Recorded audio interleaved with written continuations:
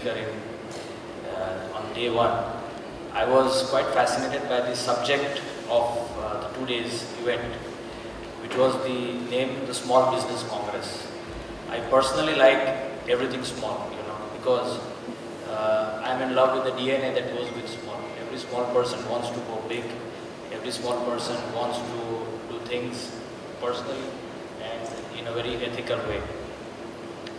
Today I believe I represent the FMCG foods retail industry, and it is my pleasure to introduce you to the Wagh Bakri Tea Group. We are India's largest privately held and the third largest packet tea company. We started 4 generations back in 1892, around 120 years back in Durban, South Africa, where my great-grandfather was a tea planter. The turnover of the company today is around 900 crores.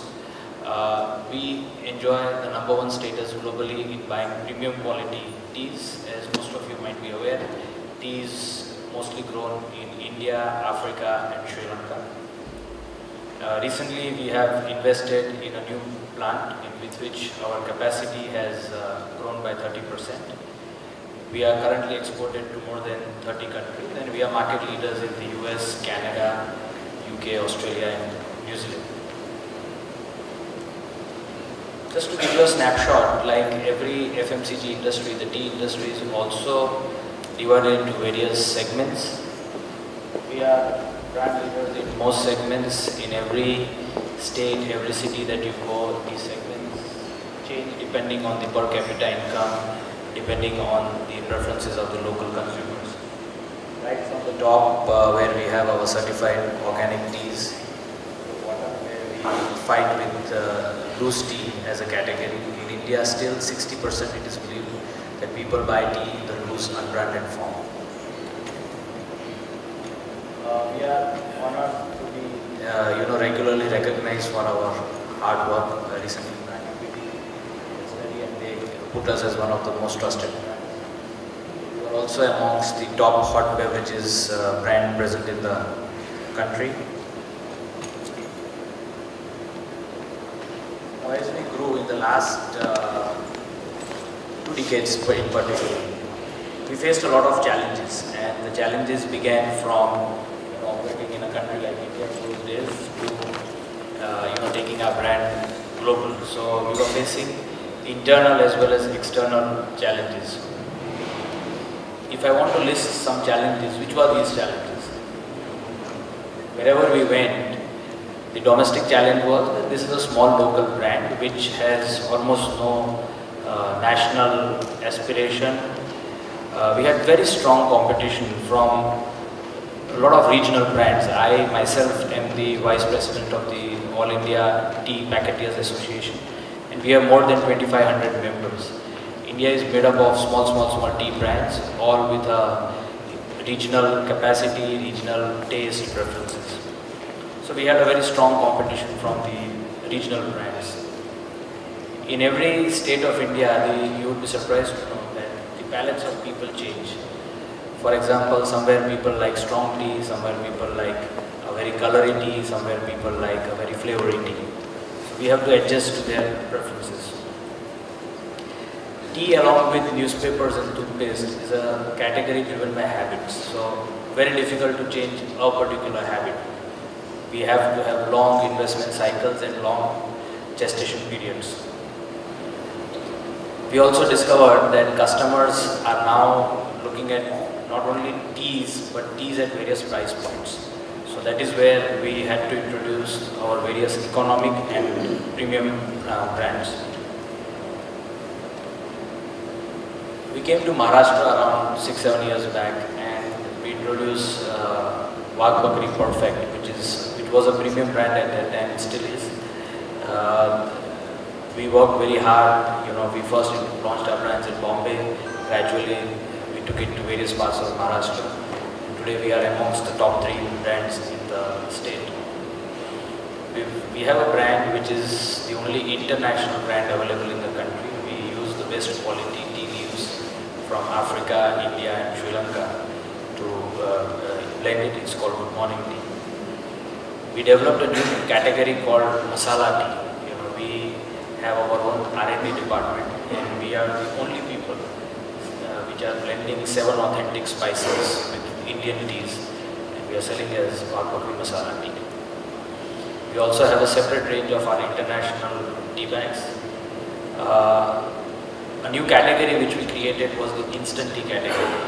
Whenever we interacted with customers, a lot of customers say that when we travel, we don't have time to make good tea. And particularly my customers who went to Europe, America, they didn't find good quality tea in their hotel rooms. So they wanted a tea which you just add hot water and the tea was ready. So we did 2.5 years of R&D, and we launched a new category called the instant tea category. The last one is we recently launched our iced teas, because suddenly the cola people want a healthier option. They want to spend on a good quality, healthier beverage. That's where iced tea today plays a very important role. These are some of the pictures of teas that I just mentioned. Now let me straight come to something very radically different that we did to our course of expansion, which was an accidental foray into the concept of tea lounges. When we launched our brand many years back in the state of Rajasthan, we discovered that people here don't know what good tea is, and it is very difficult to communicate, given a limited media option in a state like Rajasthan, that what is good tea. So in the city of Jaipur, we actually opened our first tea lounge, and it did very well, and it was a turnkey project wherein we had decided that this would be a 3-year investment. Post that 3 years, our sales in Rajasthan really grew. So when we launched in Bombay, we again did 6 months of customer interaction, research, R&D, and we quickly discovered that the people of Bombay are only aware about the timings of the trains. In their life, tea is not the first priority in the morning. So when we interacted with people, they hardly used to have tea in the mornings. Most of them used to have tea when they reached office. The afternoon tea, they didn't like it because they were not in sync with the tea used by the local roadside vendor. So we decided to invest in this concept, which we were already aware in Rajasthan. And so here in Vilepale East, we opened our first tea lounge. We were not sure, how would Bombay react to something like this. And in those days, people were not so much into going to cafes, lounges, etc. And everyone knows the rents of Bombay and the real estate expenses, etc. But we still pursued. We had a separate team which looked into it, and we like all other things, did this also with a lot of passion. The thing became a big success. We served around 40 different types of teas, and people came to our tea lounges. They still do come to discover how to make good teas, what is green tea, what are the health benefits of organic teas, etc. And with our teas, we also kept a select menu of Indian snacks. Today I am happy to say that we have 2 lounges in Mumbai. We just opened one in BKC. We have almost 3 in Delhi, and one is coming up in Ahmedabad. We are expanding it to the tier 2 cities, but all done by our own team, by our own passion, and we ourselves take care of the locations, the quality of food, and the consumer interactions. This is the tea lounge in Delhi. You see the interiors, it is nothing less than a 5-star coffee shop.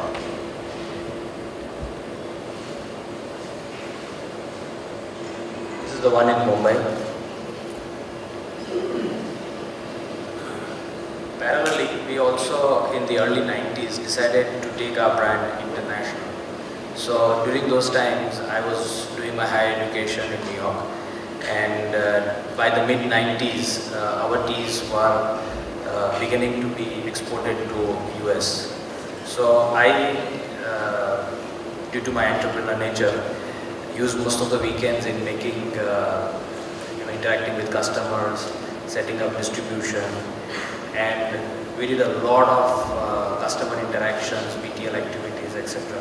One of the main challenges in those days in the US was how to first sell tea, because most of the people were coffee drinkers. Second, how to sell tea from India, because in those days no one knew where India existed. This was before a lot of things that we know right now. So it was a unique experience in being a brand ambassador, first for tea, and second for a nation that is India.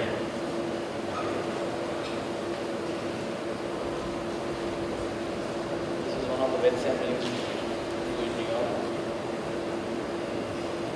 Australia. We participate in most international fairs. Germany, they host the biannual and biggest fair in foods, which is Anuga.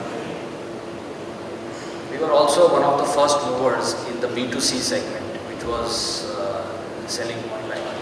So although we didn't have a business model like most IT companies, our main aim was that anyone who wanted our tea should get it. So we put a lot of emphasis on building our own distribution.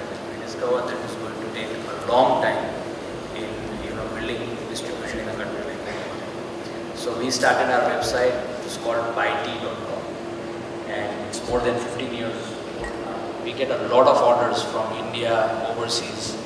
I myself have taken personal interest. In those days, there was no payment gateway. People were worried what is online, how to give an order online. Today we have one of the largest number of repeat customers. A lot of times people pay more for the freight than for the cost of tea. And tea is such a category that if you are a connoisseur and hooked on to a particular taste, you will go from every corner to corner to find your particular tea. We get a lot of orders from cities like Bombay, wherein we email them that the tea is available, just 2 blocks from where you live. They say that no, we don't want to go there is no parking, we want to buy online. So it was a very different experience, and it continues to be a fascinating experience. We now have tied up with people like Flipkart, Amazon, Infibeam, etc., and increased our online space. It's called buytea.com. I don't want to advise anything, but I just want to share some guidelines which I think would be helping the small business owners how to build brands, something that you touched. So one of the first questions that comes to mind is when and where to advertise. A lot of people are snowballed with so many ideas that they don't know what to do and where to do it. My advice is that you have to see where you stand and what is your current priority. There are a lot of options available today wherein you can do regional advertising. For example, if you are new and available only in certain geographies, you can use newspapers. Newspapers, even though old-fashioned, they reach out to a lot of target audiences. And you, in the process, don't use any other media like television and waste your budgets in areas where people are not supposed to be reached out. Second thing I would advise is you have to study your own category. For the simple reason, every category is different. So from how people are using your product to how they are buying your product, that will give you a lot of insights. For brand building, further I would say BTL, below the line, is very effective. If you are an FMCG like us, the main aim should be to spend money in markets where the product is available or being sold. I make it a point once in 2 weeks to go to the field, to meet customers, to interact with my distributors, and to see firsthand as to how are things, how has the marketplace changed. And in shops, like I showed you in India, globally, are very effective. People are always open to trying out new things. You give them, in my case, a good cup of tea, and they will more and more open to understand what is this cup, what is Wagh Bakri, how old it is. So you open up people in the process of doing a lot of BTL activities. I think we would be open to questions after this, but keeping it short, I want to thank all of you for coming here, and especially Franchise India for calling me. Thanks a lot.